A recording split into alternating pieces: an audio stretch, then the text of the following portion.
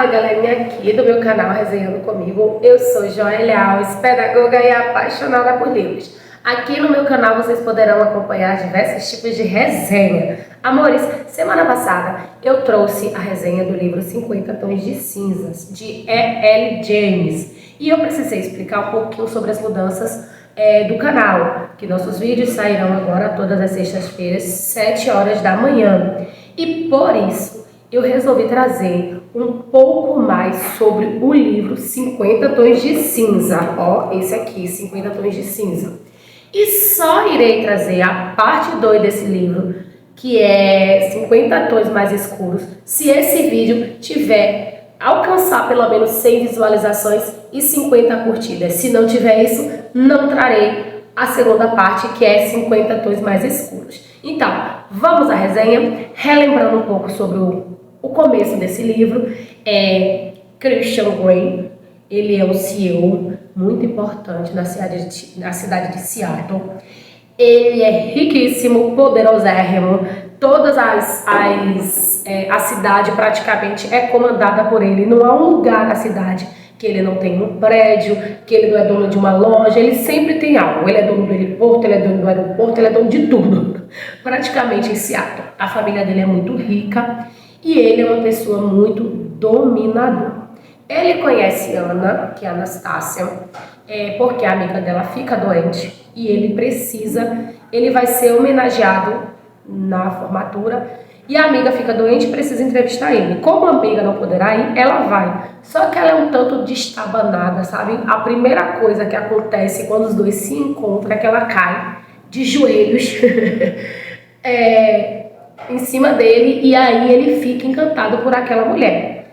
E aí eles conversam, ela faz perguntas, inclusive tem uma pergunta que ele faz, que a amiga faz pra ele, né? E ela tem que perguntar se ele é gay, porque ele não é visto com mulheres nenhuma nos sites em que procura sobre ele, não tem. E a amiga dela pergunta se ele é gay, ele afirma que não. E ele se encanta por aquela menina. E o que é que acontece? As pessoas, eu vi algumas resenhas, tá? Eu li o livro e vi algumas outras resenhas. E as pessoas falam que não entendem por que ela é inocente aos 20 e poucos anos. E a inocência dela, no sentido aqui, é que ela é virgem. Ela já faz faculdade, mas ela ainda continua virgem. E isso encanta, apesar dele não saber que ela era virgem até determinado ponto. Bom, ela acredita que Christian, né, apresenta ela tem uma noite que ela toma um porre, fica muito bêbada, muito louca, ele já tá encantado por ela. E do nada, ele brota na boate onde ela tá. Ela tá passando mal e o amigo dela, José, tenta beijá-la. E ele fica revoltado, pega ela, leva ela para casa, para o prédio mais alto da cidade, mais rico da cidade de Seattle. E eles dormem juntos, só que ele só dorme porque ela tá bêbada. No outro dia ela acorda, tá lá na casa dele, papapá. E ele diz que quer ela. E aí ela pergunta, você vai fazer amor comigo? Aí ele faz, não, eu não vou fazer amor porque eu não faço amor, eu fodo. Cara, o livro aí você já sabe que vai ser na pegada violenta. E aí ela fica lá, tipo, não sabendo como reagir às perguntas que ele faz. E aí, ao decorrer do livro, o livro todo, basicamente, vai perpassar por um contrato, por regras. E ele vai apresentar essas regras a ela. Antes de ele apresentar a regra, ele mostra para ela o quarto de jogos, que é esse quarto que está aqui no meu cenário, tá? Ele apresenta esse quarto de jogos para ela, que tem tudo que você possa imaginar nesse quarto. De algemas a produtos eróticos que ele vai utilizar com ela. Só que, para ele utilizar esse tipo de coisa nela, tem um contrato que ela precisa assinar. Além do contrato de confiabilidade. Vou deixar a palavra aqui que fugiu da mente agora. Ela vai ter que ficar calada. Ela não vai poder falar para ninguém do relacionamento dos dois. É mais ou menos isso. E aí, ela fica naquela, assina o contrato. Aí ele apresenta ela o quarto de jogos e depois mostra as regras, que eu vou ler as regras. Uma das regras, por que essas regras são importantes? Porque essas regras é que vai definir o final do livro lá na frente. Bom, as regras são 7 regras e que depois se desdobra em várias cláusulas. A primeira regra, obediência. A submissa, a gente já começa aí, a submissa, tá? O contrato não é geralmente, é um contrato de dominante e submissa. A submissa obedecerá a qualquer instrução do dominante. Sono. A submissa deve alcançar no mínimo 7 a 8 horas de sono. Alimentação. A submissa consumirá alimentos regulares previamente listado pelo dominante, ou seja, ele é louco por controle, e aí ele traz lá no apêndice 4, ele traz o que é que ele quer. A roupa é ele que vai escolher, ele vai dar dinheiro a ela e vai ter que comprar a roupa com ela. Exercícios, ele fornecerá submissa a um personal trainer para que ela se submeta às sessões, para que ela mantenha um corpo saudável. Higiene, a submissa se manterá limpa e depilada. A submissa visitará o salão de beleza, a escolha do dominador com frequência, a ser decidida e submeterá a tratamentos estéticos. Qualidade pessoal, essa é a melhor de todas, gente. A submissa não se envolverá em quaisquer relações sexuais com qualquer outra pessoa, senão o dominador.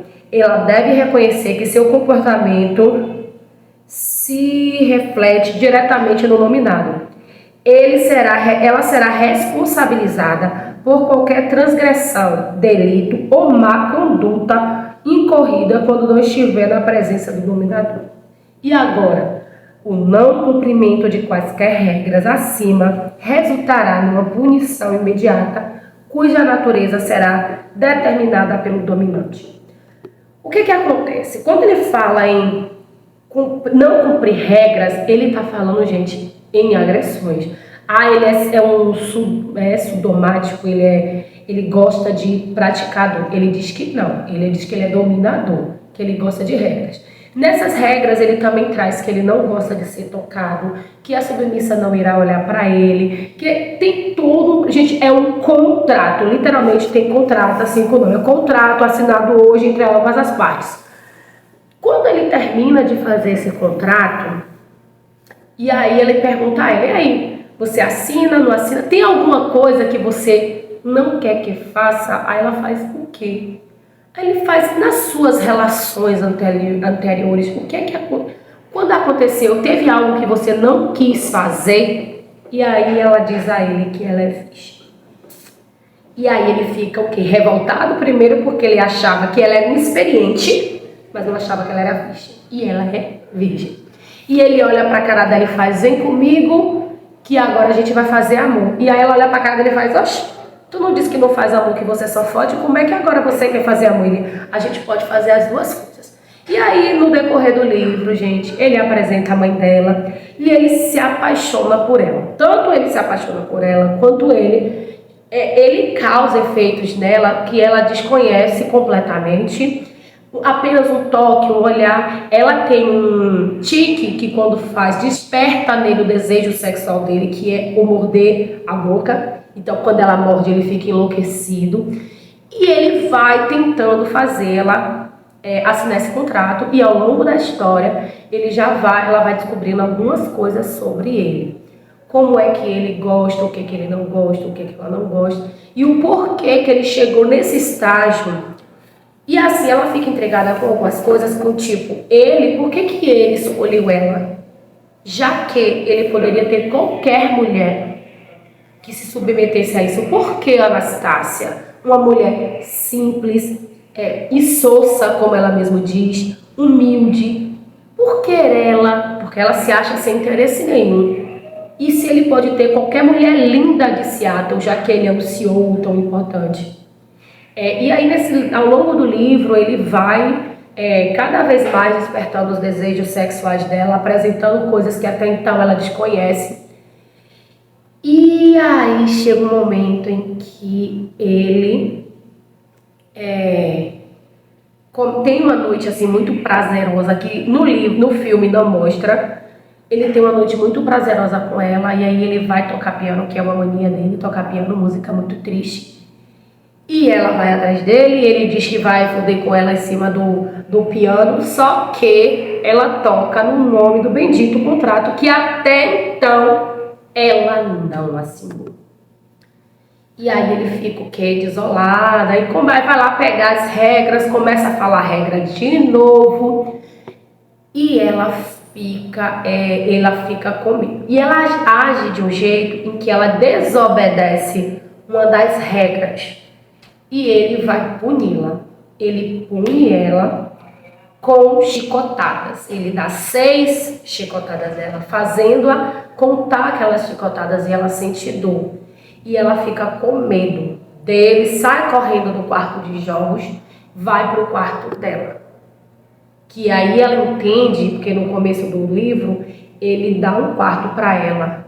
Diz que aquele quarto ela pode decorar como ela quiser. Inclusive ele enche ela de presente, porque ele era controlador. Então ele define regra de horário, de chegada, de saída. Ele deu Blackberry, como as pessoas dizem, né? Que, tipo o nosso iPhone. Ele dá ela de presente também. Ele controla a vida dela. Ela vende um carro que é um Fusca velho, ele dá um carro novo a ela, porque ele tem mania de controle. E quando ela leva essas chicotadas, ela fica com muita raiva dele.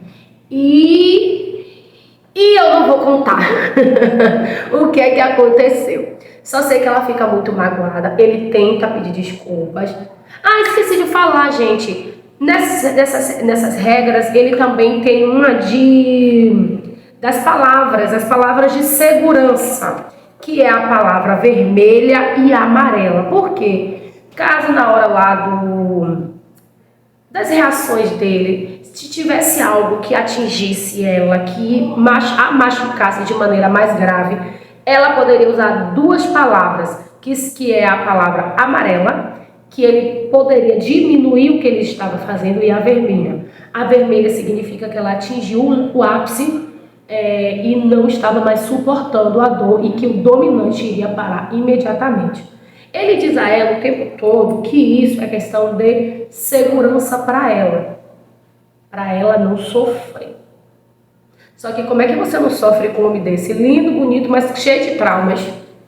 Um dos traumas dele é que a mãe dele é prostituta. E no outro livro, no 50 Tons Mais Escuro, ela vai descobrir por que é tão escuro, por que a vida dele é tão escura. Porque atrás daquela família perfeita há muitos problemas. E Christian, apesar de ser lindo, rico, ele esconde muitas dores em sua alma. Por isso que o livro é 50 Tons de Cinza. Então, essa foi a nossa resenha. Final de semana, gente, leia, vale muito a pena. O filme eu já expliquei no vídeo 1, então eu não vou falar agora de novo o porquê que o livro não pode ser completamente contado no filme. Então, se você ficou curioso, assiste o vídeo 1 e depois assiste aqui esse vídeo, tá bom? Beijos! Se você gostou da resenha, curte, comente e compartilhe. Parte 2, só se esse vídeo atingir pelo menos 100 visualizações. Tchau, tchau, beijo e até o próximo vídeo.